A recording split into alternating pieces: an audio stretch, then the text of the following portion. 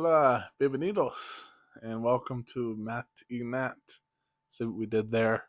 Alliteration, you know, because they taught me that when I was in fourth grade, you know, because teaching you at 10 years old what alliteration is definitely more important than teaching you how to finance a car or improve your credit score. So, yay, American education system. Hello, everyone. Welcome to our channel. Matt's channel, but I'm like a guest tonight. So, tonight we are going to talk a little bit about the.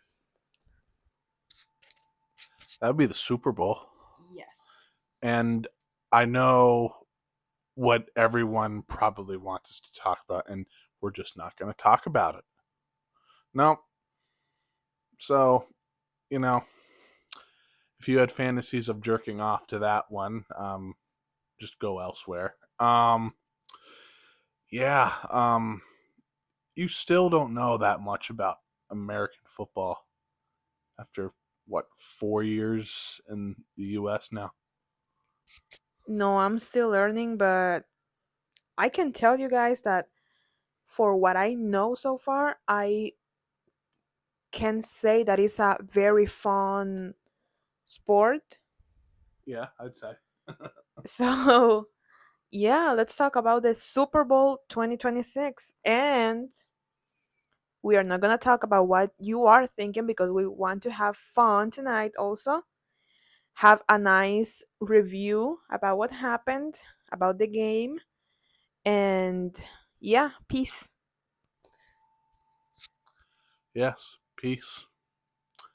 Um, yeah, I mean, if it wasn't already clear before the game, Seattle was clearly the better team. Like, just from a pure objective standpoint, they're just better roster, clearly better defense, I think. Well, no, that's not true. The Patriots have a good defense, but I just think Seattle's unit is just the tier above, I would say.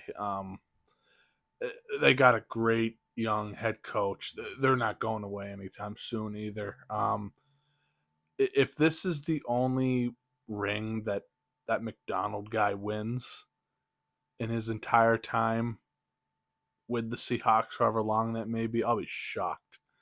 That guy is a football Einstein, and as a Steelers fan that had to suffer through the idiocracy of Mike Tomlin for about 20 years, 19, but let's just call it 20. And I know some of you will think differently. He was a good coach. In my opinion, he was not. Um, I think he inherited a great situation that Bill Cowher built, and he rode it to a Super Bowl ring. But the further we got away from Cowher's players and cultures, the more evident it became that Mike Tomlin was probably just a mediocre, average run of the mill coach. So, yeah, and I'd be lying if I. Would you like to talk? Yes. Okay. Just to make this clear, we just have one mic tonight, so we are going to use this one, but we are going to use two for the next time. So, what can you say about the beginning of the season of the Seahawks and the Patriots because they were the one who play in the Super Bowl. So let's talk about them. You mean like predictions on how everyone thought they would be this season? Hmm. So I know going into the season that almost no one thought New England would do this. They knew they had a solid plan and they had a young quarterback, but no one thought they would even make the playoffs, let alone be the number 2 seed and make it to the Super Bowl. However, an important caveat to that conversation is, and I know I'll inevitably get some hate for this one, and I don't know if this is 100% correct, but I think statistically speaking, they had the Patriots had one of the easiest schedules in terms of opponent winning percentage, and I think Why? in like the last 25 years, like how they determine it is they look at everyone they played and the combined winning percentage Okay. of those teams. One of the easiest schedules regarding that stat in like 25 years. So uh, that's a factor. I still think they're a good team, but you'd be delusional to say that didn't have an influence. As for Seattle, I don't think anyone was shocked. I mean, They were a good team this season. yeah, they had a everyone knew they had a good roster. They brought in Sam Darnold, their quarterback, who it's Sam Darnold has an interesting story. So he was drafted in I think 2018 to the Jets, and the Jets are just a fucking dumpster fire of an organization. And he spent a few years there, and he failed miserably. And in hindsight, almost like 90% of that wasn't his fault. He was in a terrible organization that didn't know how to develop players, especially quarterbacks. And then he bounced around to a couple other teams. And last year, he landed with the Minnesota Vikings, and he had a great season, but the Vikings didn't want him.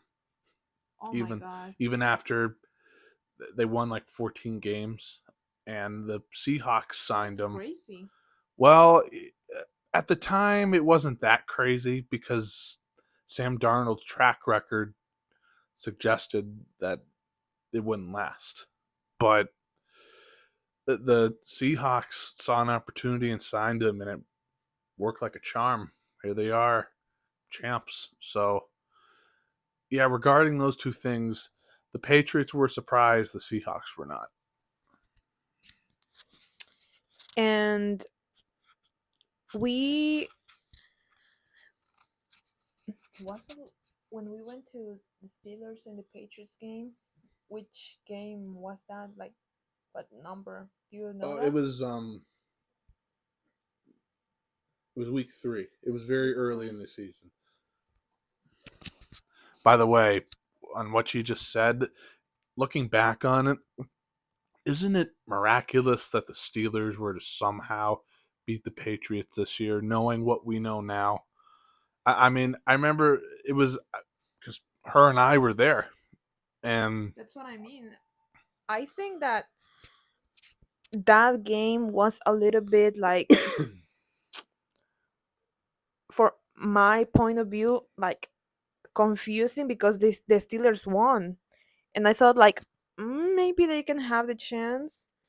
But you are the expert here, so well, I'm just an idiot fan, but there's the NFL is truly in North American sports. It's the most unpredictable yeah. professional sport. And it's well, no, that's not true. Baseball is, But still, it's yeah, but it's still because very, you never know. yeah, literally. And this is something that even I'll forget sometimes. Is literally every NFL player is a freak.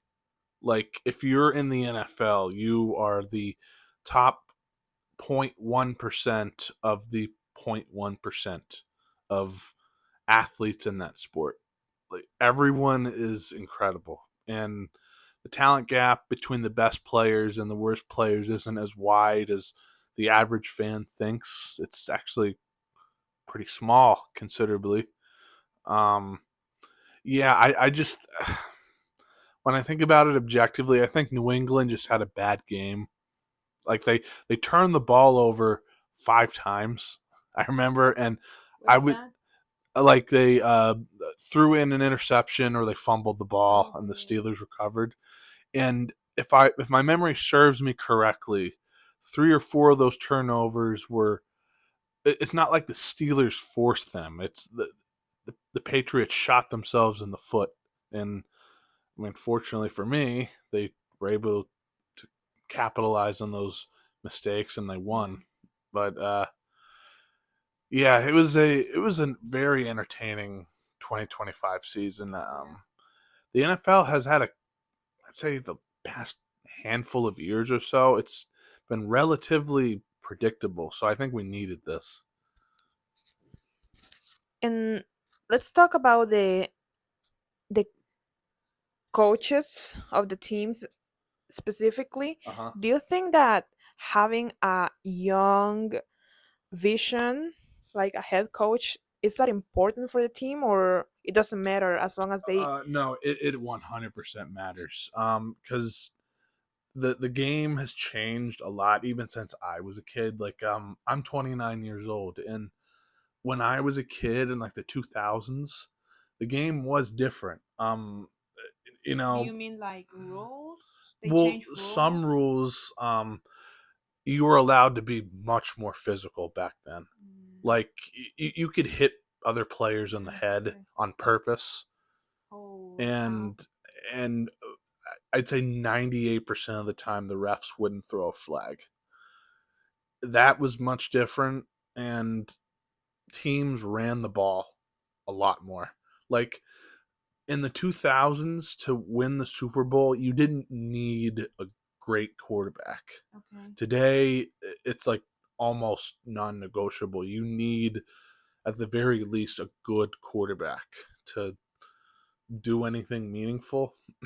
And, you know, I think ever since Ben got old and retired, Steelers have not had a prolific QB. And it's one of the many reasons I think they've been just mediocre for the past handful of years. Yeah.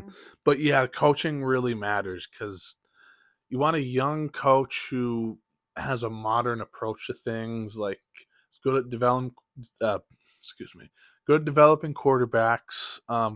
Is offensive minded. Um, yeah, and the guy that they have in Seattle, Mike McDonald, he's like You think if he's if good? if I was doing a franchise in Madden and there was a fantasy draft and I could pick any coach I could to start off my franchise mode with the Steelers. If I had to narrow it down to two guys, it would be either Sean McVay for the Rams or Mike McDonald for um, the Seahawks. What can you say about the time that when you were watching the game, sometimes you were screaming like crazy? It was Well, exciting, or do you think that the Seahawks had the like I said earlier, just being completely objective, the Seahawks are better. it got easy the game? Yeah, I mean, I know you don't know much about the sport but when you watch the film and even when you watched it live, the Seahawks were clearly the better team. Wow. And I would yell because I was excited because I didn't want those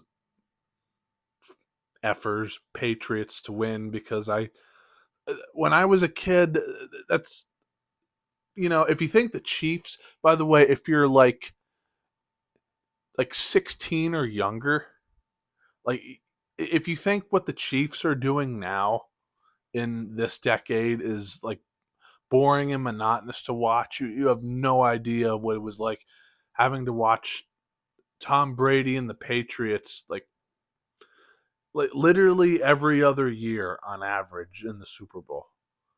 It was hell, especially if you were a Steelers fan because there were so many times. There were three times that the Steelers didn't get to the Super Bowl because they lost to the Patriots in the AFC Championship, and I watched all three of those games, and none of them were even remotely close. Oh my god. Yep, They beat the Steelers? yep, all three times, and none of them were even close.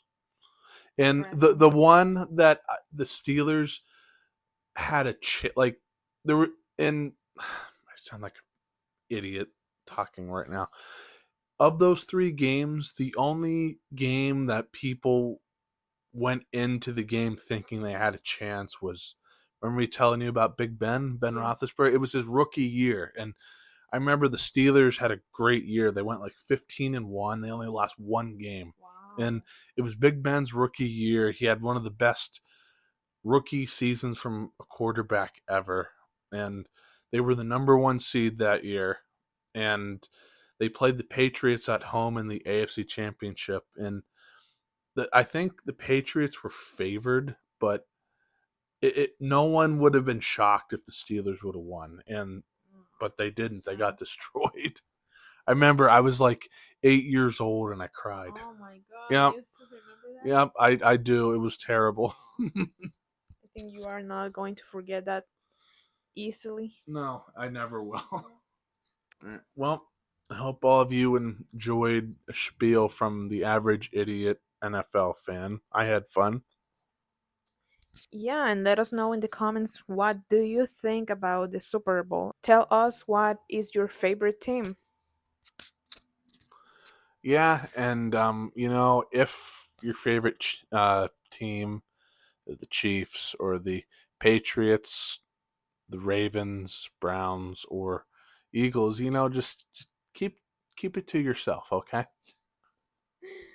Okay, bye. See you next time.